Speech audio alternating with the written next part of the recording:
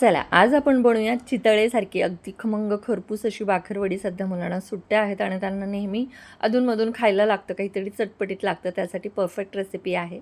तर त्यासाठी घेतलेलं आहे 2 चमचे धणे, 1 चमचा बडीशोप, 1 चमचा जिरे, 3 चमचे किसलेलं खोबरं आणि 2 चमचे पांढरे तीळ घेतलेले आहेत. हे अगदी छान खमंग खरपूस वास येईपर्यंत आपल्याला छान असे भाजून घ्यायचे आहेत. त्यानंतर गॅस बंद केला आणि त्यामध्ये पाव चमचा हळद, पाव चमचा हिंग, 1 चमचा लाल तिखट, अर्धा चमचा गरम मसाला आणि चवीनुसार मीठ टाकून हे सगळं व्यवस्थित असं गॅस बंद असतानाच त्या गरम तव्यावर छान मी व्यवस्थित असं मिक्स करून घेतलं. आता इथे आपण पीठ मळतोय, त्यासाठी 2 वाट्या मैदा, 3 चमचे बेसन पीठ घेतलं आणि ते चाळून घेतलं.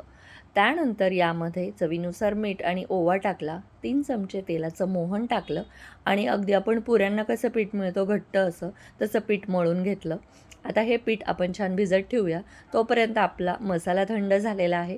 तो मसाला मिक्सरमधून आपण काढून घेऊया. तर आता मसाला मिक्सरच्या भांड्यात टाकून त्यामध्ये 2 चमचे साखर टाकायची आणि हे अगदी जाडसर असं वाटून घ्यायचं. खूप जास्त बारीक करायचं नाही. आता इथे पीठ छान भिजलेलं आहे, मसाला तयार आहे. माझ्याकडे चिंचेची चटणीसुद्धा तयार आहे आणि ही बारीक शेव आहे. बारीक शेव घेणं टोटली ऑप्शनल आहे. आता त्यातला एक उंडा घ्यायचा आणि चपाती लाटून घ्यायची. आता त्यावर चौकोन तयार केला मी त्याचा चपातीचा आणि त्यानंतर त्यावर चिंचेची चटणी, त्यानंतर मसाला आणि शेव टाकली आणि हे व्यवस्थित लाटण्याने दाबून घ्यायचं आहे. आता वरचा भाग तो तसाच ठेवायचा आहे, जेणेकरून आपल्याला हे व्यवस्थित असं सील करता येईल. त्यावर थोडंसं पाणी लावायचं आणि म्हणजे ही जी बाकरवडीचा जो रोल बनवतोय तो अगदी व्यवस्थित असा सील होतो. नंतर त्याची गुंडाळी करायची आणि हाताने असं आपल्याला प्रेस करून घ्यायचं आहे आणि छोट्या किंवा मोठ्या हव्या तशा आकारामध्ये तुम्ही या बाकरवड्या कट करून घ्यायच्या आहेत आणि हाताने असं प्रेस करायचं, म्हणजे याचा मसाला तेलामध्ये पडणार नाही.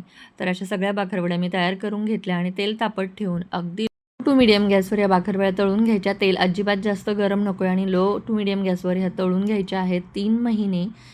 3 आठवडे हे व्यवस्थित टिकतात. धन्यवाद.